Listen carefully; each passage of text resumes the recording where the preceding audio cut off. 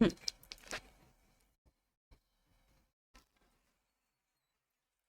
सभी का बहुत बहुत स्वागत है एटी क्लास में। गुड आफ्टरनून, आप सभी का बहुत बहुत स्वागत है एटी क्लास में। और आज हम बात करने वाले हैं सीजी सेट 2023 की डिटेल इंफॉर्मेशन पर। आपको यहाँ पे पूरी जानकारी मैं सीजी सेट के बारे में देने वाली हूँ। हो सकता है इसमें से बहुत सारी चीजों का नॉलेज आप लोगों के पास ना हो, तो यहाँ पर सबसे पहले अगर हम सीजी सेट की बात करें तो आपका ये जो सीजी सेट है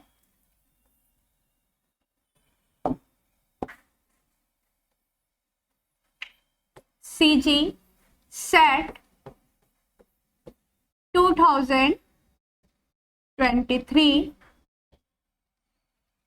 जहां पर सीजी आप सभी जानते हैं यहाँ पर छत्तीसगढ़ की बात कर रहा है। सेट का फुल फॉर्म होता है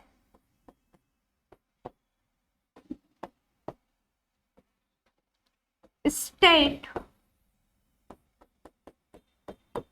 एलिजिबिलिटी टेस्ट। नाम ही है state eligibility test. It means क्या कि ये आपका स्टेट लेवल का एग्जाम है जो कि स्टेट गवर्नमेंट के द्वारा कंडक्ट करवाया जाता है।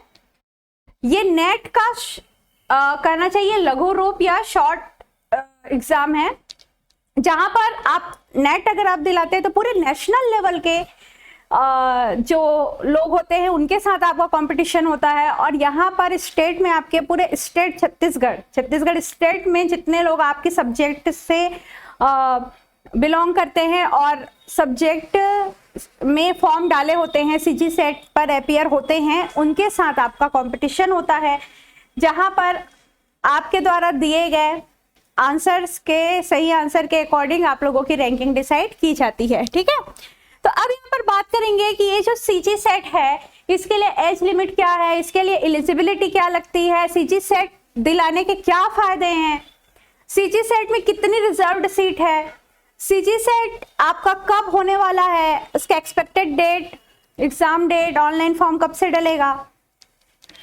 इसका सिलेबस क्या है, कितने क्वेश्चन आते हैं, कितने पेपर होते हैं, ये सारी चीजों का डिस्कशन आज हम यहाँ पर करेंगे।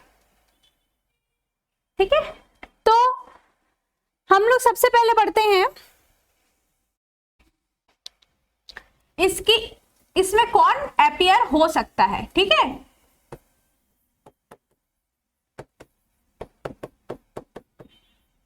किस चीज की एलिजिबिलिटी की बात कर रहा है? Eligibility for set. आपको सेट के लिए क्या एलिजिबिलिटी चाहिए? ठीक है, आप सेट एग्जाम अगर दिलाना चाहते हैं तो उसके लिए आपकी एलिजिबिलिटी क्या होनी चाहिए? तो एलिजिबिलिटी इसकी सिर्फ इतनी है कि आप जिस सब्जेक्ट से सेट का एग्जाम देना चाहते हैं उस सब्जेक्ट में आपका मास्टर होना चाहिए। ठीक है, पीजी आपका कंप्लीट होना चाहिए, या पीजी के लास्ट सेमेस्टर या लास्ट ईयर में भी अगर आप हैं अभी, या आपका एग्जाम हो चुका है, आप अभी रिजल्ट का वेट कर रहे हैं, तो ऐसे लोग भी सीजी सेट में अपीयर हो सकते हैं, सीजी सेट का फॉर्म डाल सकते हैं। अगर सीजी सेट का फॉर्म डालते हैं आप, सीजी सेट के एग्जाम में अपीयर होते हैं, आप क्वालिफाई हो जाते हैं, और अगर आपके मास्टर का रिजल्ट नहीं आया है या फिर मास्टर का रिजल्ट एक आध सेमेस्टर आपका बचा हुआ है, तो आपको यहाँ पर 2 साल का समय दिया जाता है। उस 2 साल के अंदर में आपको अपना मास्टर, अपनी पीजी कंप्लीट करनी होती है विद 55% मार्क्स। ठीक है, कितना परसेंट चाहिए आपको पीजी में?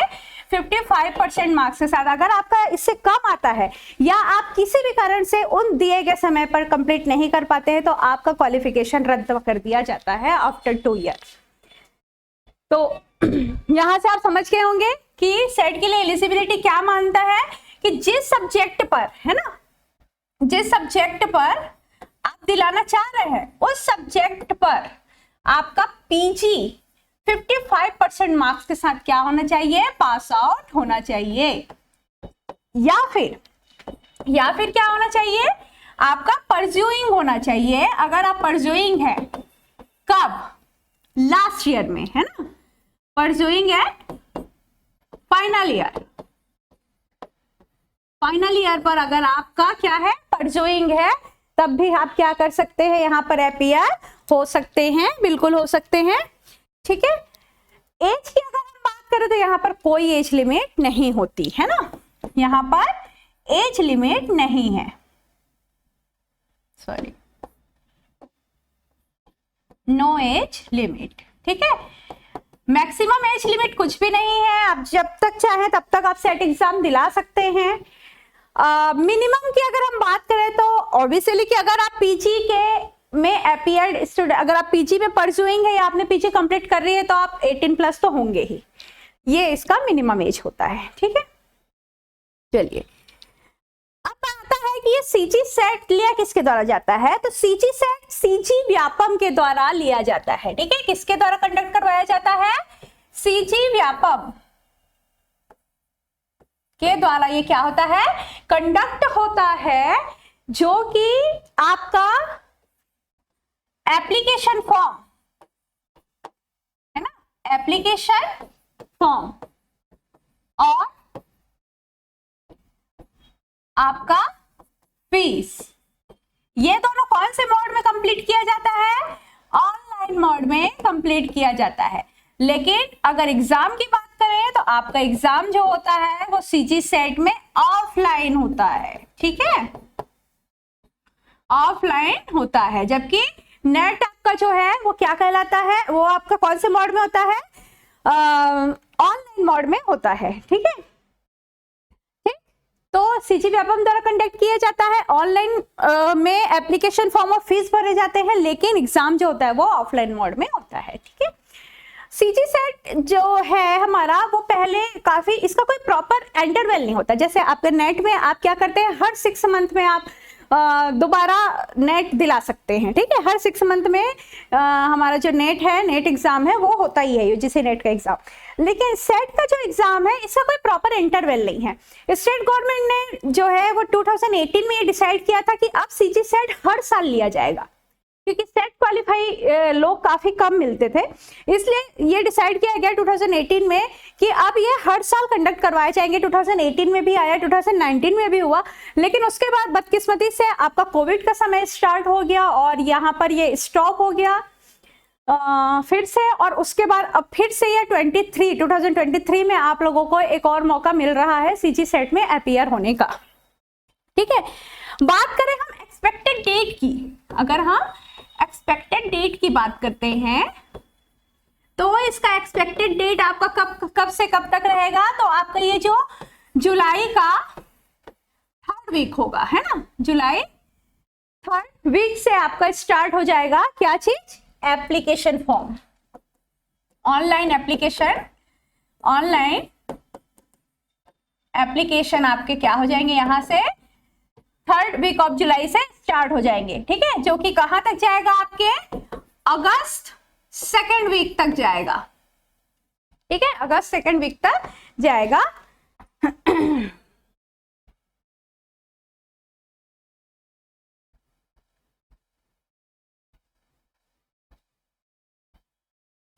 ठीक है, अगस्त 2nd वीक तक जाएगा, ये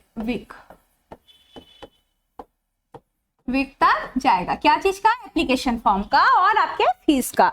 उसके बाद अगर हम एग्जाम का, एक्सपेक्टेड एग्जाम डेट की अगर हम बात करें तो ये आपका सितंबर, है ना, सितंबर 1st वीक तक जा सकता है। और अगर हम रिजल्ट की बात करें तो इसका रिजल्ट जो है वह नवंबर के 1st वीक तक संभावित होगा। ठीक है, इतनी आपकी एक्सपेक्टेड डेट की थी। अब बात करते हैं यहाँ पर रिजर्व सीट कितनी होती है। ठीक है, तो जितनी भी सीट होती है सीजी सेट में, वहां पर आपका जो जनरल होता है, कैटेगरी वाइज इसकी सीट होती है, जहां पर आपका आता है ओबीसी, एसटी, एससी और एक आता है आपका अनरिजर्व्ड, यूआर। ठीक है, एसटी, एससी, ओबीसी और अनरिजर्व्ड इस तरह से आपके आते हैं, जहां पर ओबीसी के लिए कितनी सीट रिजर्व है, 40% सीट रिजर्व है। ठीक है, ओबीसी के लिए 40% है। एसटी के लिए आपका आपका 32% रिजर्व है और एससी के लिए आपका 12% रिजर्व है। उसके बाद अनरिजर्व जो सीट है वो आपकी 42% है। ठीक है, तो इस तरह से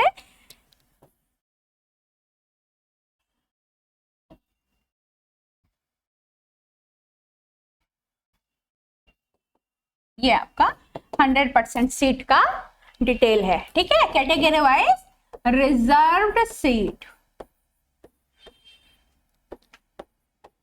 ठीक है, फिर आगे हम बात करते हैं कि इसके एग्जाम कैसे होते हैं, इट मींस कितने पेपर होते हैं और कितने सब्जेक्ट कितने क्वेश्चंस इसमें आते हैं।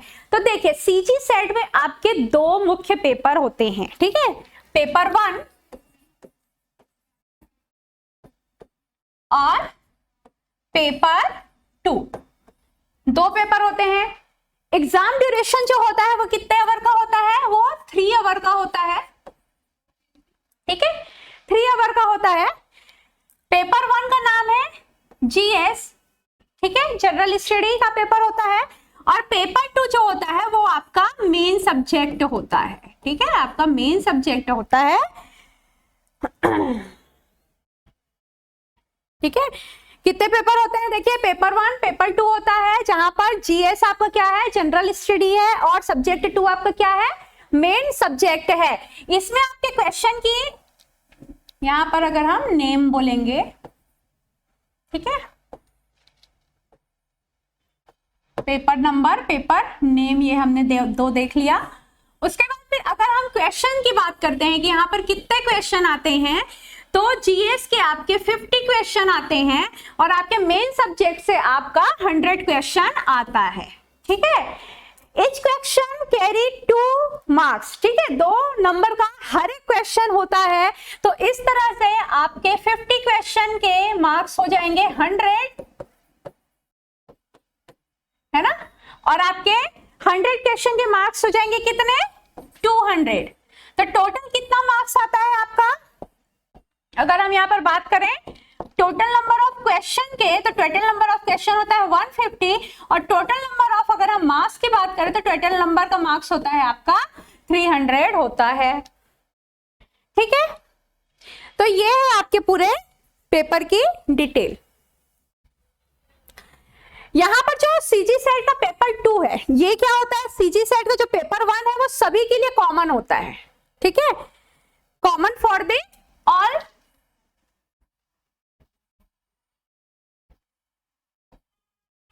ठीक है, ये जो होता है ये क्या होता है, सभी के लिए कॉमन होता है।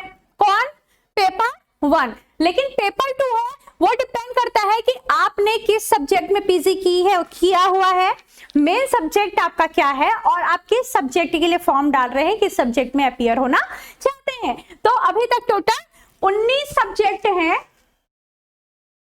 टोटल कितने हैं, 19 सब्जेक्ट हैं पेपर 2 में। हिंदी, इंग्लिश, आपका life science, home science, commerce, economics, इस तरह से करते हुए कुल कितने हैं, 19 ऐसा सब्जेक्ट है जहां पर सेट एग्जाम कंडक्ट करवाया जाता है। ठीक है, अभी आगे देखते हैं कि वो कौन कौन से हैं। अब हम आते हैं पहले कि पेपर 1 में, पेपर 1 का सिलेबस क्या क्या होता है। पहले हम बात कर लेते हैं कट ऑफ की। ठीक है, कट ऑफ कैसा जाता है, देखिए कट ऑफ कैसा जाता है, तो कैटेगरी वाइज ही जाता है ये भी। ठीक है, अनरिजर्व्ड यानी कि जनरल वालों के लिए क्या है, ओबीसी के लिए क्या है, एससी के लिए क्या है और एसटी के लिए क्या है। ठीक है, तो अगर आप पास होने की बात करें तो सीजी सेट में आपको पास होने के लिए यानी कि क्वालिफाई होने के लिए मिनिमम जो मार्क्स चाहिए या मिनिमम जो परसेंट चाहिए वो यूआर को चाहिए 40% और ओबीसी, एससी, एसटी को चाहिए 35%।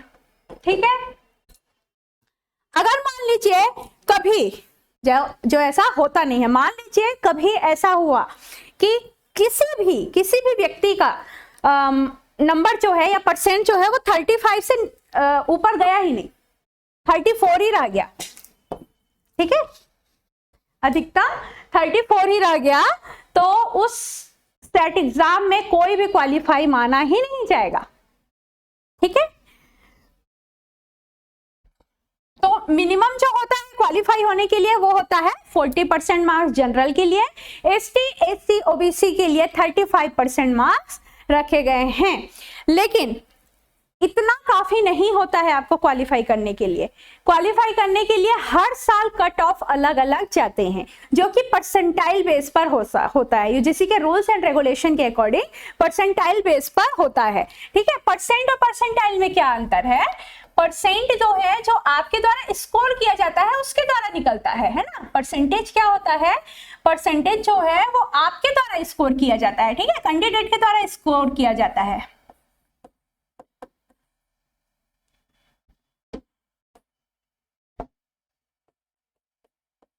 Score bye candidates. ठीक है, लेकिन परसेंटाइल जो होता है, परसेंटाइल जो होता है वो आपका आता है how many candidates are appeared in the exam. ठीक है, कितने लोग एग्जाम में अपीयर होते हैं उस पर यह डिपेंड करता है परसेंटाइल। ठीक है, तो किस पर? अपीयर्ड कैंडिडेट पर, अपीयर्ड कैंडिडेट्स पर ये क्या होता है?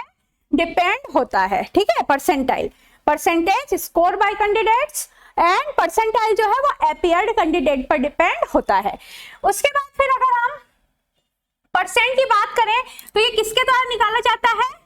Total number of marks and obtain marks पर डिपेंड होता है।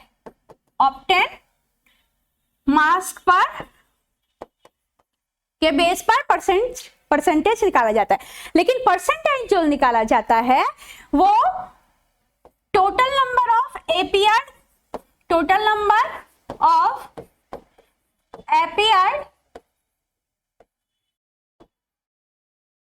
अपीयर्ड कैंडिडेट, ठीक है, उनके द्वारा स्कोर किया हुआ एंड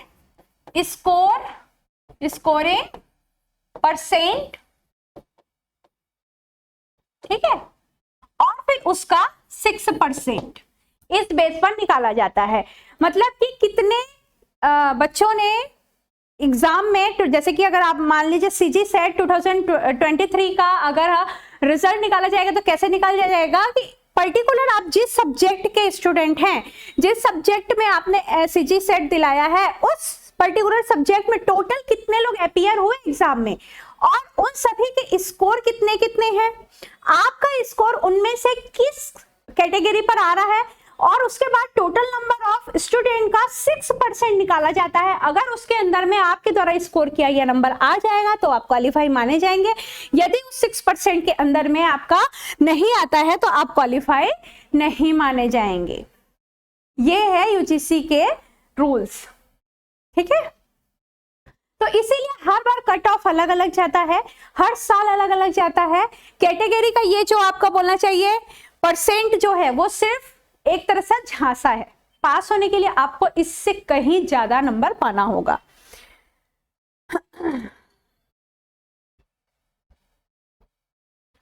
ठीक है, अब चलिए आगे बढ़ते हैं।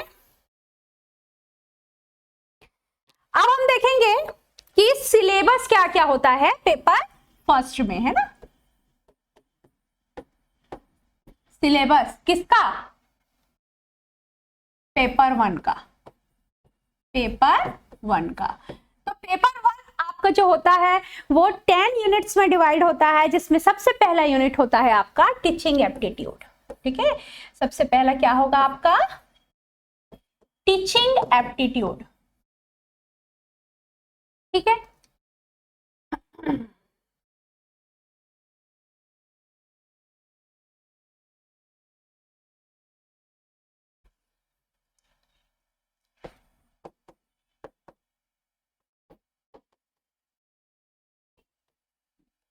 ठीक। दूसरा होता है आपका रिसर्च एप्टीट्यूड। दूसरा है आपका रिसर्च एप्टीट्यूड। फिर है आपका तीसरा कंप्रेशन।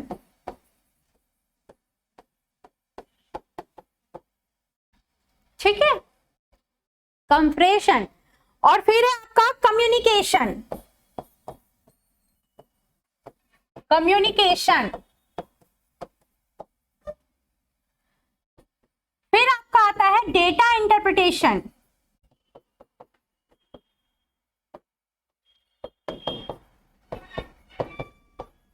डेटा इंटरप्रिटेशन है ना।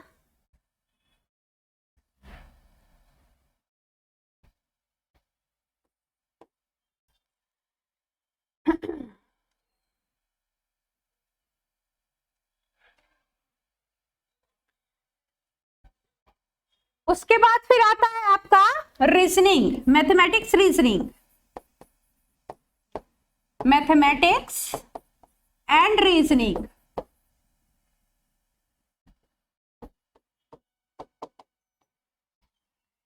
फिर आता है आपका logical reasoning, logical reasoning. Then फिर है आपका ICT, information and communication technology, information and communication technology.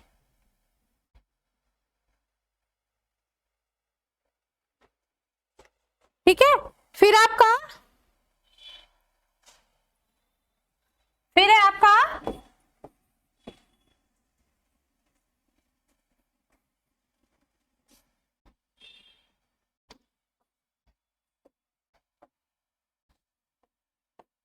People and environment.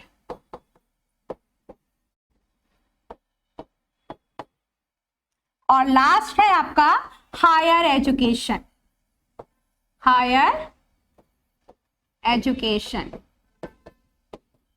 जहां पर हायर एजुकेशन से, पीपल एंड एनवायरमेंट से, आईसीटी से और यहाँ पर कम्युनिकेशन से, इन चार से आपके करेंटली टेक्नोलॉजी और करेंट अफेयर्स को पूछने के चांस ज्यादा होते हैं। ठीक है। इन 10 यूनिट से आपका बना है कंप्लीट यूनिट। ठीक है। Research aptitude, teaching aptitude, compression, जहां पर आपको टीचिंग एप्टीट्यूड आप जानते हैं शैक्षणिक योग्यता या शैक्षणिक अभिवृत्ति जो कहा जाता है। रिसर्च एप्टीट्यूड आपका शोध अभिवृत्ति या शोध की योग्यता कही जाती है। कंप्रेशन जहां पर एक आपको अनसीन पैसेज जैसा दिया जाता है जिसमें क्वेश्चन होते हैं, उसमें से आपको क्वेश्चन के आंसर ढूंढने होते हैं। कम्युनिकेशन के लिए अभी हम कौन कौन सी टेक्नोलॉजी का यूज करते हैं संचार के लिए, उसके बारे में पूछा जाता है। इसमें से लेटेस्ट टेक्नोलॉजी के बारे में ज्यादातर क्वेश्चन आते हैं। डेटा इंटरप्रिटेशन में आंकड़ों का खेल होता है, अलग अलग आंकड़े दिए जाते हैं आपको, कभी टेबल के फॉर्म में, कभी आपको बोलना चाहिए पाई चार्ट के फॉर्म में मिलता है। ठीक है। पाई चार्ट के फॉर्म में मिलता है आपको, अलग अलग आंकड़े दिए जाते हैं और उस आंकड़ों से संबंधित सवाल होते हैं। मैथमेटिक्स आता है आपका, रीजनिंग आता है, गणित और तर्क शक्ति जो बोलते हैं। लॉजिकल रीजनिंग आता है, तार्किक तर्क या तार्किक योग्यता बोलते हैं जिसे। इंफॉर्मेशन एंड कम्युनिकेशन टेक्नोलॉजी, जिसे हम सूचना एवं संचार प्रौद्योगिकी कहते हैं। ठीक है। पीपल एंड एनवायरमेंट, जहां पर जिसे हम एनवायरमेंट यानी कि पर्यावरण के बारे में पढ़ेंगे, लोगों के बारे में और पर्यावरण के बारे में। और हायर एजुकेशन यानी कि उच्च शिक्षा विभाग के बारे में यहाँ पर आप लोगों से सवाल किए जाते हैं, जहां पर ये तीनों में से भी जो आपके लेटेस्ट टेक्नोलॉजी या करंट अफेयर्स के जो क्वेश्चन आते हैं उसमें से पूछे जाते हैं। ठीक है। तो ये तो हुए सिलेबस की बात। अब आपको पास होने के लिए कितने नंबरों की जरूरत है ये तो मैंने आपको परसेंट बेस पर बताया, लेकिन पेपर 1 और पेपर 2 क्या दोनों को मिलाकर पास होना है?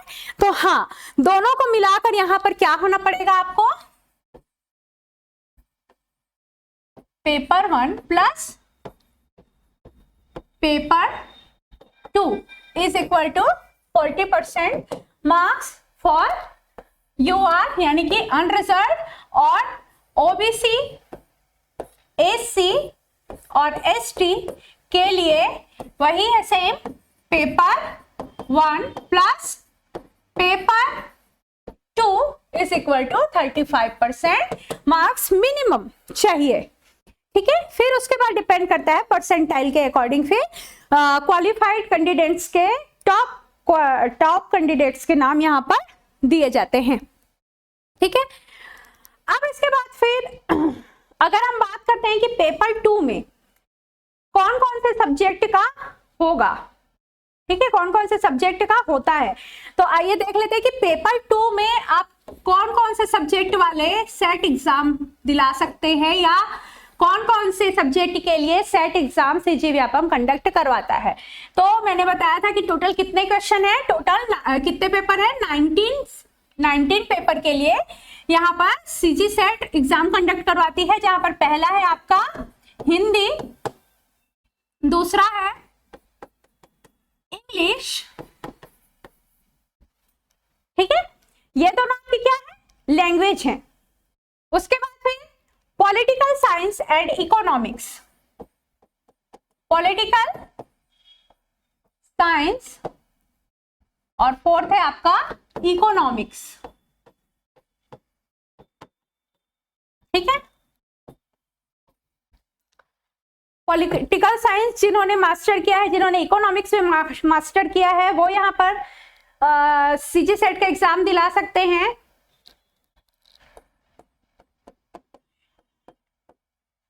सोशियोलॉजी, हिस्ट्री वाले भी यहाँ पर क्या कर सकते हैं, सीजी सेट का एग्जाम दिला सकते हैं। ज्योग्राफी वाले भी यहाँ पर सीजी सेट का एग्जाम दिला सकते हैं। फिजिकल साइंस वाले भी यहाँ पर सीजी सेट का एग्जाम दिला सकते हैं, ठीक है। फिर है आपका मैथ्स और केमिकल साइंस वाले भी दिला सकते हैं, मैथ्स और केमिकल साइंस के भी कैंडिडेट यहाँ पर सीजी सेट में अपीयर हो सकते हैं।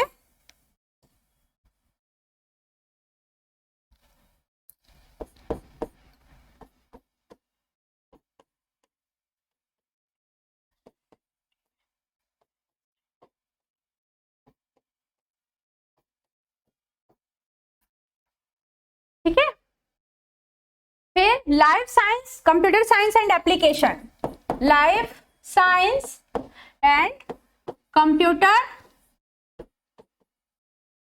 साइंस एंड एप्लीकेशन वाले कैंडिडेट भी यहाँ पर सेट एग्जाम दिला सकते हैं। कॉमर्स और लॉ, कॉमर्स एंड लॉ के स्टूडेंट भी अभी दिला सकते हैं। 2 मिनट। देन संस्कृत,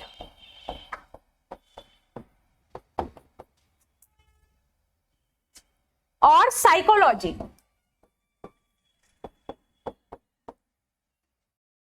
में जिन्होंने मास्टर किया है वो भी यहाँ पर सेट दिला सकते हैं। लाइब्रेरी साइंस, फिजिकल एजुकेशन और होम साइंस,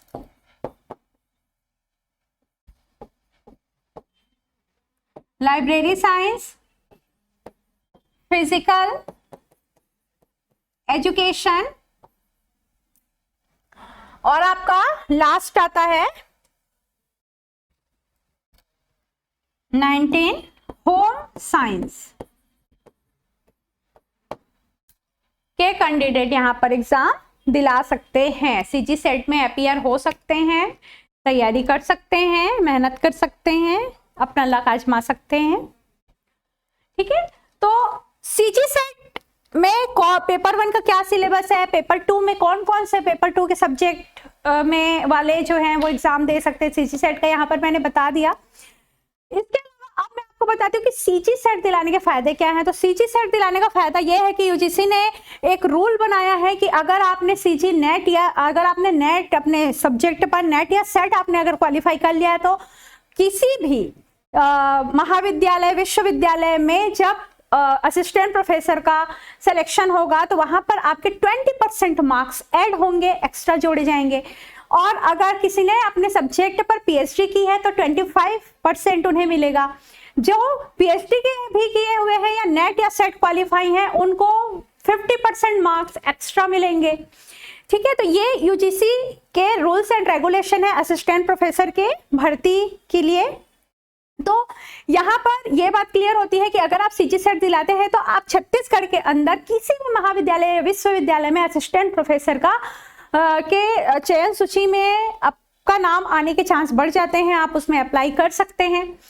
ठीक है, इसके अलावा आप असिस्टेंट प्रोफेसर का जो पीएससी सीजीपीएससी एग्जाम होता है उसके लिए भी आप एलिजिबल हो जाते हैं। ठीक है, अगर आपने पीएचडी नहीं की है, अगर आप नेट क्वालिफाई नहीं है, लेकिन अगर आपने सेट क्वालिफाई कर लिया तो आप यहाँ पर असिस्टेंट प्रोफेसर के लिए जो सीजीपीएससी एग्जाम होता है उसके लिए आप एलिजिबल हो जाते हैं। और वहां पर भी आपसे आपके मेन सब्जेक्ट का एक पेपर होता है और जो दूसरा पेपर होता है वो आपके स्टेट का यानी कि छत्तीसगढ़ से संबंधित पूरे जनरल नॉलेज से भरा हुआ होता है। ठीक है, तो यहाँ पर मेरे ख्याल से सीजी सेट से संबंधित जितनी भी डिटेल्स थी मैंने आप लोगों के सामने रखने का पूर्ण प्रयास किया है। अगर इसके अलावा आपको और कोई डाउट है तो आप लोग जरूर कमेंट कर आप पूछ सकते हैं। तो आज का वीडियो यहीं तक के लिए, thank you all of you.